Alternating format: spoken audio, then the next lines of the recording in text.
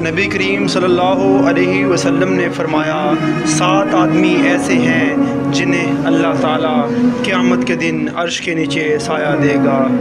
جبکہ اس کے عرش کے سائے کے سوا اور کوئی سایہ نہیں ہوگا۔ عادل حاکم، نوجوان جس نے اللہ کی عبادت میں جوانی پائی، ایسا شخص جس نے اللہ کو تنہائی میں یاد کیا اور اس کی آنکھوں سے آنسو نکل پڑے،